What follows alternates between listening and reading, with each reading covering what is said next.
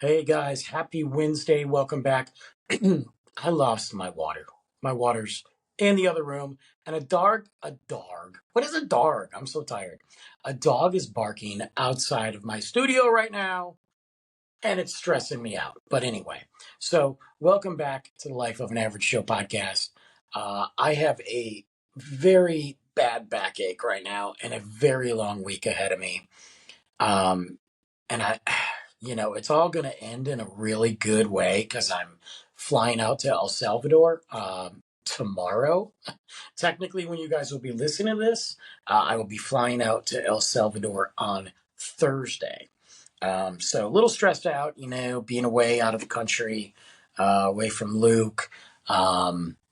For a few days and then just the whole experience of it all. But I'm also very excited. I've never been and I can't wait to go see my buddy get married. I'm super pumped. I'm super blessed to be able to have this opportunity. But I also have a lot of things going on at work right now. And it is really not a good time for me to go. Like I have to be honest with you. If it was um any other like reason for me to go, I like just a trip, I would not go right now. I just wouldn't. So I am cramming in hours at work, cramming in hours at home, cramming in hours with Luke, and cramming some podcast recording. I'm going to try to get some footage and some things down there, but it's not going to be top of my list. I'm just going to be 1,000% honest with you. That being said, though, last week's episode struck a lot of nerve, I guess, with people, but we're not going to go back to that. I told you why I did it. If you haven't listened to last week's episode, I don't feel like it was rude in any way. I don't feel like, um, I guess I just don't feel like I said anything out of line. So you'll have to let me know what you think. But this week's episode, I went back and kind of listened to it, and I want to edit some things and add some stories. And it got me thinking, and I want to kind of talk about it. So I mentioned a couple times that I recently have, I want to, people that let their dogs bark nonstop, totally rude. I know dogs, that's dogs communication. I get it. But to let the dog, and I don't know if you guys can hear it, I can, and it's making me furious right now because it's nonstop. I just think it's disrespectful. But anyway, so I apologize. It'll just add to the aesthetics of my podcast. It's funny too because I have these eggshells right here, and I could tell it's great, but there's this part behind me, and the eggshells just I need to tweak out the studio.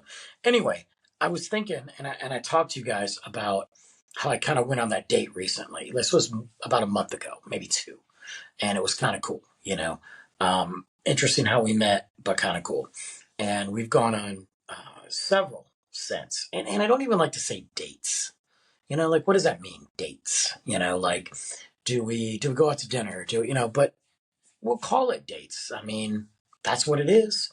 Um, we're not anything like I don't feel like we're at this level of like this whole label thing and like we're dating and we're together. Like I don't know what we are.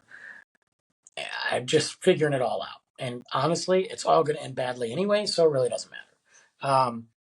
But it is fun company, and I think that's the one thing is I have a lot of respect for this person. Number one, she's a mom. She's a single mom. I know. That sounds like a nightmare. Um, she's cool. No, our kids have not. We're going to say no, they have not met.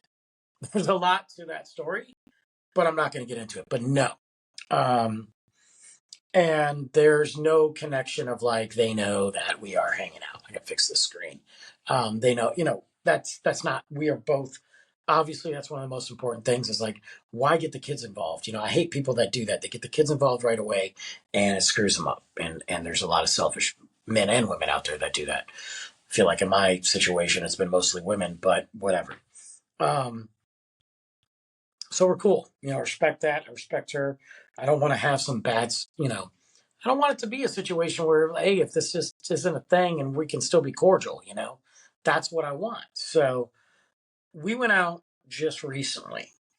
There's the cat. Guys, if you were wondering when Roscoe was going to come in like an a-hole and just yell, I got to tell you something, dude. I got to tell you guys something. I love my cat. He's 13 years old. He's a pain in my ass. I love him. Lately, the older he gets, he's in this phase now where I'm going to wake up, you know what, at 3:30 in the morning and just start yelling, meow, meow, just bitching in the living room. And I'm like, and then you know what? I'm going to throw up. I'm just going to throw up. And I look and it's like fur. It's not because he's sick. It's because he doesn't stop licking himself and all the loose fur. And I gotta stop it because it's driving me crazy. It's making me mean. No, I'm not abusing my cat. No, I'm not a mean cat owner, parent, whatever you want to call me. I love him. He's cool, but I just wish he'd shut up, and like let me go to bed. But anyway, and then today I forgot to shut the door. So what does he do? He comes in here. Lay down, bro. Anywho, so we're cool. We went out. We had a good time. And taking things obviously slow, hasn't been a situation where she's come over. We haven't said like, hey, I'm only dating you. Like, we're just cool. And she's she's kind of shy, in a way, but yet in the same sense, once she starts talking to you, she's outgoing. So it's like a balance of introvert and whatever. She's kind of a hard ass. I'm okay with that. She kind of be cold sometimes. I'm okay with that. Um, but she's been through a lot, so it's cool, and it's in one of these firsts for me because I am like, well, I think about what I do, like text message and calling and asking when to go out and like looking at like is it too much. And what's cool about it is we both have the understanding like, oh hey dude, I'm hanging out with Luke tonight, so no, I'm not going out. It's not an issue, because she's also in the same situation. Um, but I'm thinking about it and it's a first for me to really kind of break down and look at the situation instead of just rolling with the punches, which I am, and appreciating the friendship, which I am. I'm kind of just putting a little more thought into it.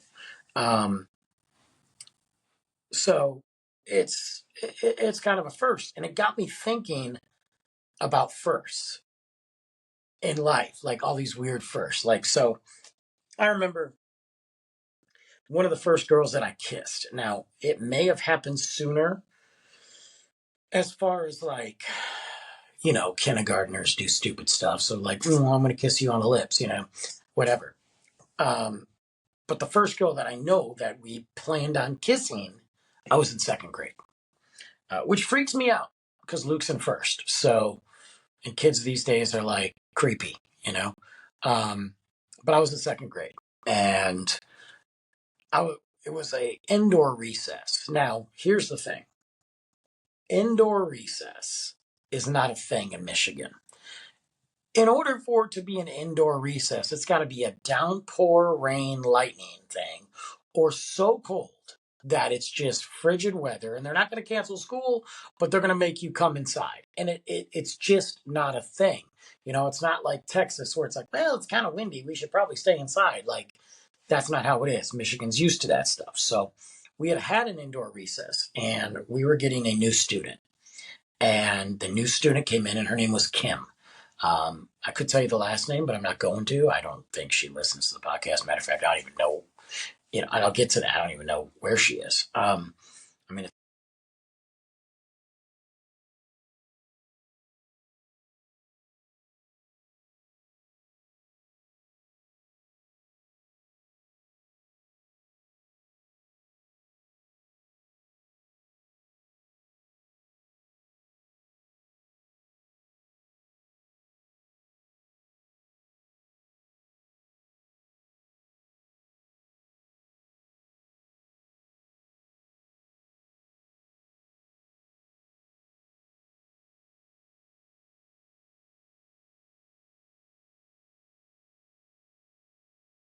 well, that just blipped out. So I'm having technical difficulties. We're also getting a lot of storms right now. So hopefully I'll try to get through this and I can edit this later. But, it's second grade, so I don't even know where she is, or care, you know.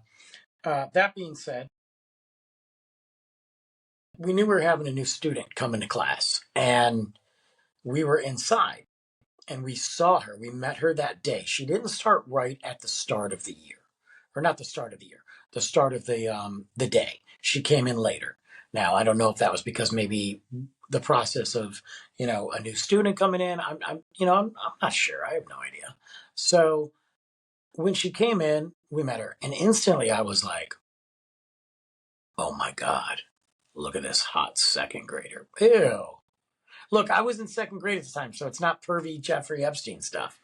Um, but I remember, you got to think this was back in the 80s too. So like she had this big curly hair, and I remember she had this red sweater on, but there was something about her smile, like for a second grader. Now I'm sure if I saw a picture of her, I'd be like, what was weird about that in second grade? She just looks like a normal kid. Um, and we got along, and we had built, it was really cool. It's one of those situations where normally on recess people split up in groups and all that. This was a situation that we were in the classroom for recess, which I thought was interesting, instead of the gym. And we created all these, like, God, my back. We moved the desks and almost built like pillow forts and desk forts, and we played army, and there were people getting hurt, and we had a whole section for the nurses, and she was one of the nurses, but she got hurt, and I was a soldier, and we just kind of hit it off. But I was not the only guy that was into her. There was three other guys: Scott, Justin, and Victor, my boys. We were all into her. Like our little second grade hormones were like, "Burp, we gotta go. And so we were literally pissing on each other's tree and marking our territory. I mean, not literally, but that's what it felt like. And then the next day we went to school. This was a Friday, no, Thursday, and we had recess inside again. And we picked up where we left off. She was kind of shy, but we really started talking. And then Friday came and we had recess inside again. It was 3 days in a row. I remember the snow just being brutal and the cold being brutal, and just the drive took forever to get to school. And I was like, why can't we just stay home? This is dumb. But because Kim was there, I didn't want to stay home. I wanted to be part of this situation that I had in my mind, that we were going to, like, be boyfriend and girlfriend in second grade. And I remember we were playing, and there was desks that were pulled together, and we had, like, not pillows. I don't know if they were boxes, but we covered up like the chairs, and I don't know. And she crawled under the desk, and I was army crawling. I had to rescue her and somebody else. You know, big army hero, Sylvester Stallone style, Rambo, second grade. And I crawled under the desk. She looked at me and laughed and smiled, and then leaned in to kiss me. But I didn't know. I'm second grade. I thought maybe she wanted to whisper, like, what, you got a secret? So I lean in, and I'm looking around, and she kind of closes her eyes. I'm like, oh, we about to kiss. So I go to kiss her, and I go to do like this little, second grade mwah. And I remember she was not done. And this little tongue situation happened, and I was like, oh my God, oh my God. And, what felt like an eternity might have been 30 seconds, boom, done.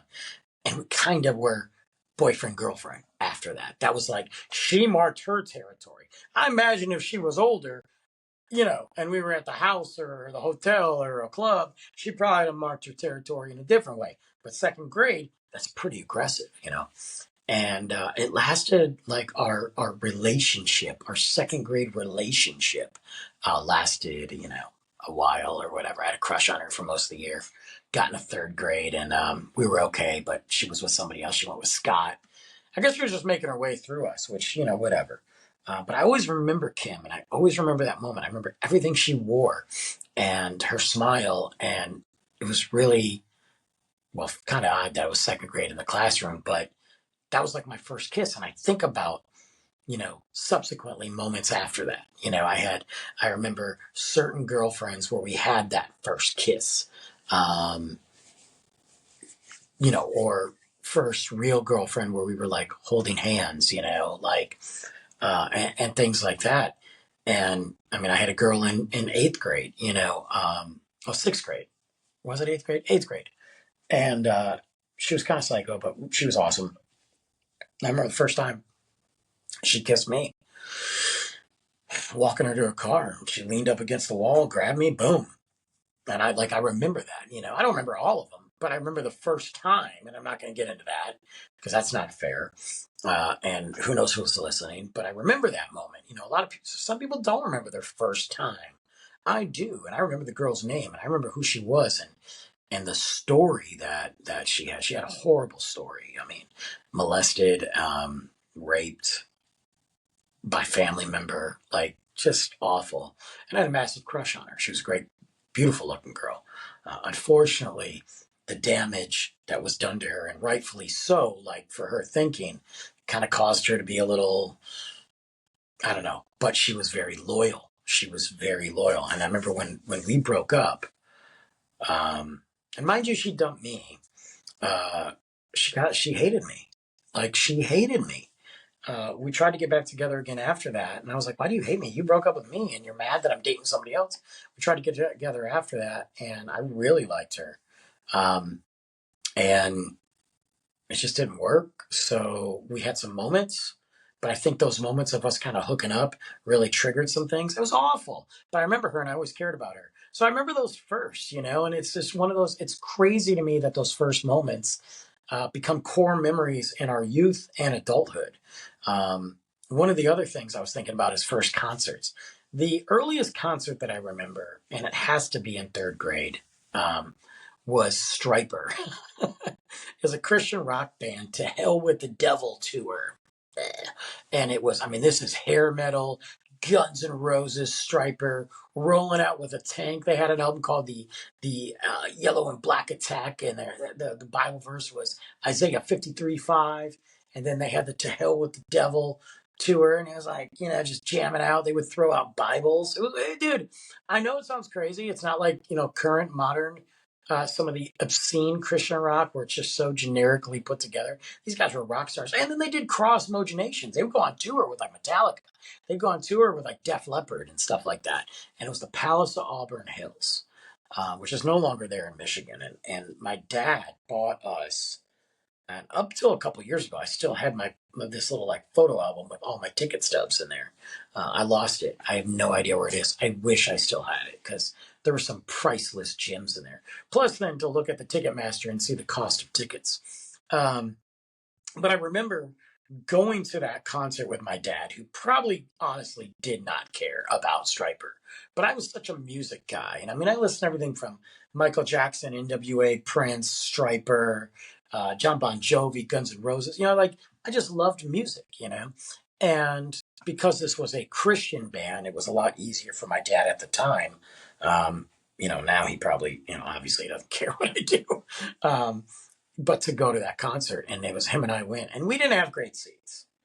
But the cool thing about the Palace of Auburn Hills was most of the seats there, you could see. I mean, we were up, and we were in the middle, but they had so many different screens everywhere that it really didn't matter.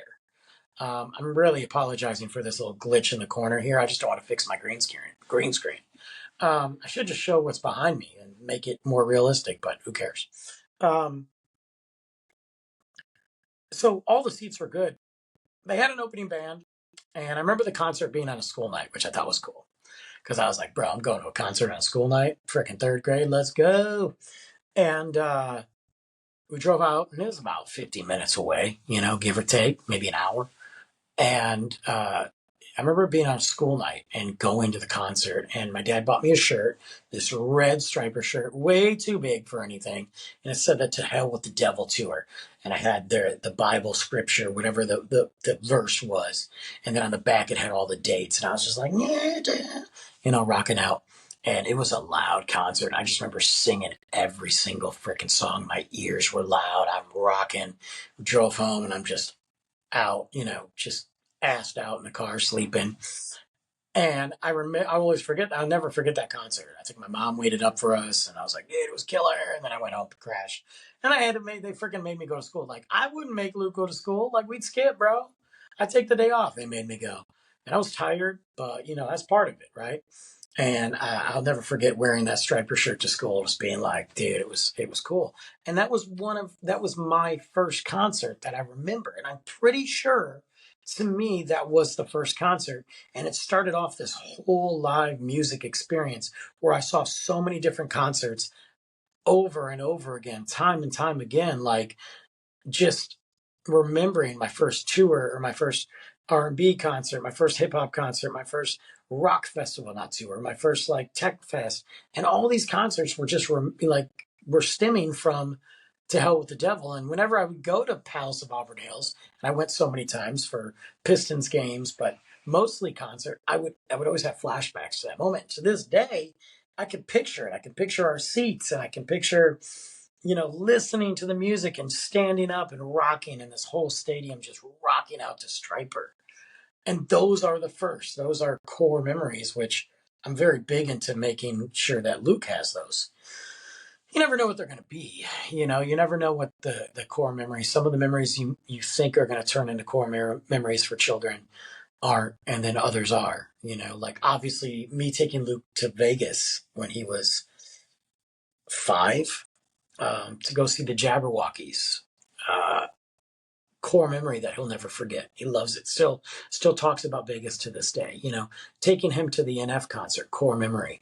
Him and I, quite frankly, on a smaller level, going out, going shopping, getting a bite to eat, doing a bike ride, finding a new park to hang in, going fishing, little tiny core memories. Me going to his events at school and having lunch with him, just having lunch with him, like me taking a lunch break from work and meeting him at the school so I can have lunch with him. Core memory for really both of us. So you never know what that first moment is. I know I got to take Luke to his first concert, and that was NF. Sure, he saw some live music like locally at places, but I'm talking like first full blown concert NF. Yeah, you could really argue and say the Jabberwockies might have been his first concert, but real concert was NF, and that's something that he'll never forget. And it's something I'll never forget. I started thinking about movies. You guys know I watch so many movies. Partly because I just hit my knee. Partly because I want to, because I love the entertainment of it. It's a cheap entertainment thing, and also because it's what I do. I review. I get a little bit of Quan for some of those movies. So some fun freebies and all that. But I was trying to think of not my first movie I ever watched, but getting very specific and going into my first R-rated movie. And it was hard to, watch those R-rated movies. There were some you could sneak. There were some that would come on TV, but it wasn't like it is now, where you have these streaming services and they're all there. And unless you put like some kid block on them, you can watch it. This was very much, my parents weren't going to allow me to do it, and I had to sneak. The first one might be Jaws, but the first one in my memory banks is Predator, the first Predator movie. Arnold Schwarzenegger, Jesse Ventura, one of the coolest still to this day, Carl Weathers. And I wanted to see it in the movie theater. That wasn't going to happen. It just wasn't. So I remember my buddy at the time, Ryan, and he was in the same subdivision as me. And we didn't have we weren't great friends. Sometimes he was just the only person to hang out with. We got in fights, like physical fights. He beat me up once. I beat up him once. We both punched the crap out of each other and got separated. Like, it was just really overall a troubled kid. But when we got along great. And we went to his house. We were bike riding. And then it started pouring rain. So I said I'd call my parents. Hey, I'm staying at Ryan's house for the day, until it lightens up. And my mom was like, well, if it doesn't lighten up, I'll come get you, And I was like, whatever. I'll just drive my bike home and be like, oops. And his parents didn't care.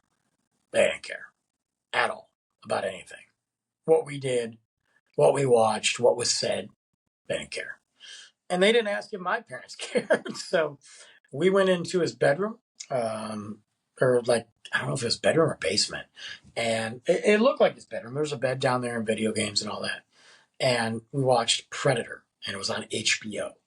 And this was HBO you had to pay for. It was expensive. This was pre-Sopranos. This was like late night, semi-nudity HBO after 10 o'clock.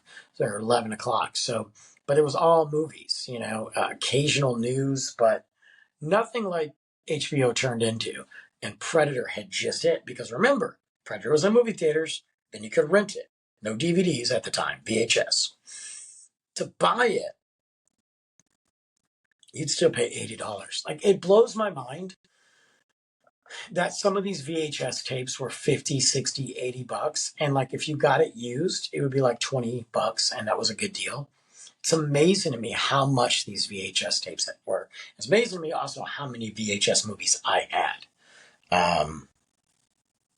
So it was on HBO, and I never seen it. And he was like, gotta watch it. Now, he didn't care. He was just hanging out. I was glued to the TV because number one, it's Predator. Number two, violent. Number three, the amount of language that's in that movie. I knew I couldn't see it. I knew I wasn't supposed to see it. But I did.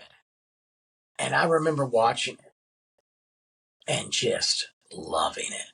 Like, oh my God, I'm hooked. But I couldn't tell my parents I saw it. And I had to be careful who I told I saw it, because then what if, we were playing one day or my buddy slips out and was like, oh yeah, you saw Predator. And I was like, no, I didn't. But I think that might be my first R-rated movie that I saw, and then of course there was movies after that, you know. And then we went to the whole movie theater thing where we had people buy our movie tickets for us, to get us into the R-rated films because they were definitely checking. I don't feel they do that now. I've heard some people say they do, but I doubt it. I think with people buying tickets online, you just buy your R-rated ticket online, you get it, and then you walk in and they print it up. Or you just show them the phone, they scan it. And they don't care. These guys don't get paid enough to care. And they just want movies. They just want people to show up to the movies and make money because theaters are struggling. So it's not like it was before where they would check everything. I remember my first car was a Chrysler K car. It's literally like, if you could think about it, and I beat that car up, but I drove in a guy. It was a cool car. It wasn't great, didn't drive fast, but man, it took us everywhere. If you could think about what your first car drawing was, this like little square, just doot, like think of like a 3-year-old and draw me a car. Of course, now they might draw some freaking Tesla, but it's like this little tiny square with wheels. That was my K car. I had like toys on the front, my big CD books, just thick, well, VHS. And then I got the little thing to plug in, and I had the thick CD books, flipping the pages, and that was my first car. It wasn't mine. It used to be my mom's, I think, and then she gave it to me. And I wore that thing into the ground, man. Oh my God. I beat it up. I didn't take care of it. We drove back all the way from Cedar Point in Ohio with no brakes. Like none. And just hoped for the best. Like, not a good idea, man. But it's funny to me when I think about those first. Your first rejection, your first dance, your first date with like a real date, your first trip out of the country, where'd you go? For me, it was Canada, so nowhere exciting because it's right up north, It took us 30 minutes to get there, and if we're in Detroit, it takes 10. And this was pre 9/11, so literally we show up, show them our ID, hey, we're going to the casino. Like, you get in and out. It's a lot different than it is now. You didn't need a passport, didn't need any of that crap, didn't need a birth certificate, didn't need any of that. Now it's different, totally different. Your first time you got dumped, you're like, how did that happen? And you try to feel that real heartache. And it's funny to me now because the older you get, you don't have a lot of firsts.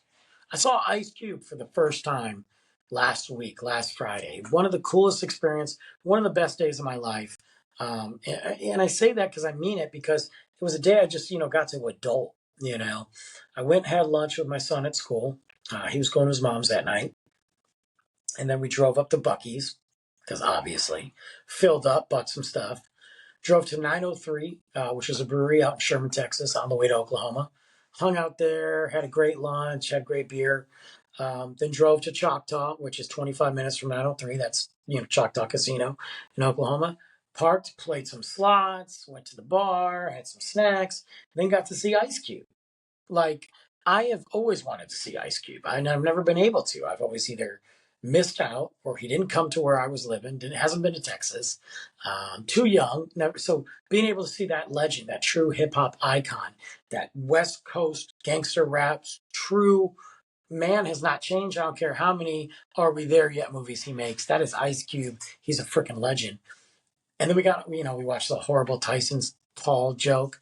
And then we drove home. I got home at like 2 o'clock in the morning. Dude, 46 years old. I don't do that. This was a great time. It just a true first for me in first seeing Ice Cube, you know? So a lot of times when we get older, we don't have a lot of those firsts. And we kind of, if we have kids, we like to have those firsts with our children and experience their joy. But it's fun to go back and think about first. You know, I remember the first death I had, and I'm not talking about like family, I'm talking about friend. I was a freshman, and I had a friend of mine who was a sophomore. She was so nice and so sweet, and she was in a couple of my classes, and I just remember we got along so well, and we were talking about homecoming. We were planning on doing something, not together, like not going to homecoming together, but like an after party together or meeting up. Like, and it was cool because I'm a freshman, you know? And I remember I was out of town and I came back and I had my own phone line when I was little, when I was younger. I say little, this is pre cell phone. So I had my own phone line. I remember I had all these messages on my recorder. And it was crazy because they knew I was going out of town with my family. And it was everybody, hey, call me, hey, call me, hey, call me. Well, it was late. I got back late Sunday night. I knew I had to go to school. So I went to bed. And I got to school the next day and everybody was like crying in the corner. I saw people. I met up and they told me that's where I found out that she died in a car accident. Man, that hit. And I left school that day because it got to like fifth period Spanish class and she sat right behind me. I couldn't do it anymore. And I'll never forget that heartache. And I'll never forget when she passed away. October 4th. Sorry. It was homecoming, you know. It was early that year. And I'll never forget that. That was a long time ago. I'm talking like 1992, 93. And it's amazing that those people can leave that impression on you.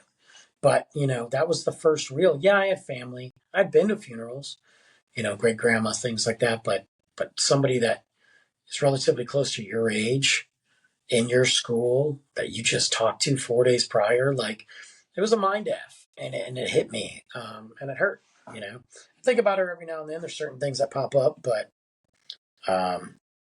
yeah, that was a rough situation.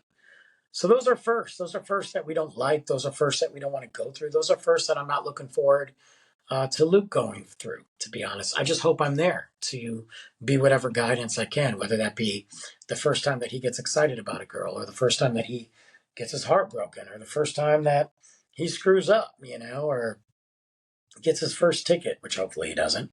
But, you know, I don't want him to experience that, you know, by himself.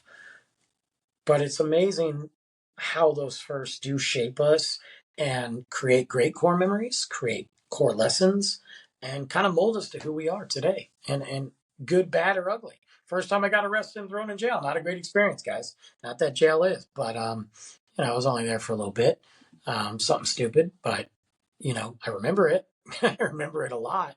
Didn't stop me from getting arrested the second time, but still, you know, definitely by the third time, I was good. Now, guys, I'm not some like, you know, hardcore. I'm just saying I did some stupid stuff. A lot of it was dumb. Didn't pay this parking ticket. Didn't pay this. You know, I forgot to put my license, you know, plate on, you know, and I had a suspended license. I mean, you know, but stupid stuff, you know. But I remember it, and I can tell you right now, it's going to help me if, God forbid, knock on wood, Luke gets in that way. But it doesn't matter what those firsts are. You remember them, and you think about them, and you process them. So I have a lot of other firsts I can talk about. I don't want to do that right now because I'm tired, and I've got a lot of packing to do. So, guys, this is it. Hopefully I can record something in El Salvador. But if not, I'll have some great stories when I come back next week, although the episode's already recorded. Um, but we've got some fun stuff, and we are getting into holiday season. It's here. It's crazy that it jumped from like, oh, I can't wait to Halloween to, oh my God, Thanksgiving is in a week. So no pressure, no financial stress whatsoever at all. Anyway, so thank you for listening to Life of an Average Joe podcast. Totally appreciate you. Make sure you guys go back and check out the other episodes. And seriously, I could use some reviews. I got one last week. I appreciate that. But I haven't, I'd like to get one. I'd like to get another review. So you can review on Spotify. You can review on Facebook. You can review on my website, lifeofanaveragejoepodcast.com, Apple Podcast. Go on there. Even if you listen on Spotify, go on Apple Podcast, drop a review.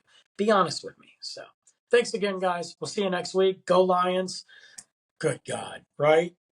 We got to talk about that soon. Anyway, we'll see you next week. Later.